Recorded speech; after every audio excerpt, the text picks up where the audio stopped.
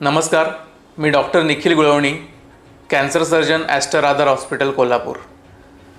Robotic शस्त्रक्रिया म्हणजे बऱ्याच जणांच्या मनामध्ये असा प्रश्न पडतो की ही शस्त्रक्रिया रोबोट करतो का? पण तसे नसून रोबोटिक शस्त्रक्रिया हे एक अत्याधुनिक तंत्रज्ञान आहे ज्यामध्ये सर्जनच ही शस्त्रक्रिया रोबोटिक कन्सोलद्वारे करत असतो। ही शस्त्रक्रिया करत असताना ऑपरेशन करत असणारा भाग हा किमान 10 पटीने मोठा दिसतो व 3D विजनमध्ये दिसतो। त्यामुळे ऑपरेशन करत असताना अधिक प्रिसिजन आणि ॲक्युरसी असते आणि त्यामुळेच याची तुलना कोणत्याही ओपन किंवा लॅप्रोस्कोपिक सर्जरीशी करता येऊ शकत नाही।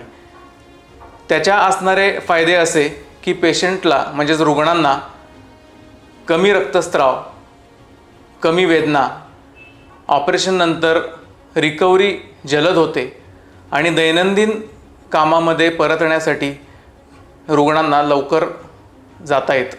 ही शस्त्रक्रियेचा उपयोग करत असताना कॅन्सर शस्त्रक्रियांमध्ये अन्ननलिकेचे कॅन्सर, जठराचे कॅन्सर, फुफ्फुसाचे कॅन्सर, आतड्याचे कॅन्सर, गर्भाशयाचे कॅन्सर, किडनी आणि प्रोस्टेट ग्रंथीचे कॅन्सर या सर्व कॅन्सरच्या शस्त्रक्रिया अधिक अचूक पद्धतीने या तंत्रज्ञानाद्वारे सहज शक्य आहेत।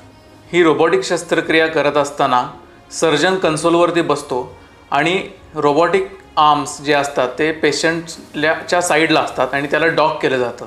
डॉक म्हणजे पेशंटला कनेक्ट केले जातात।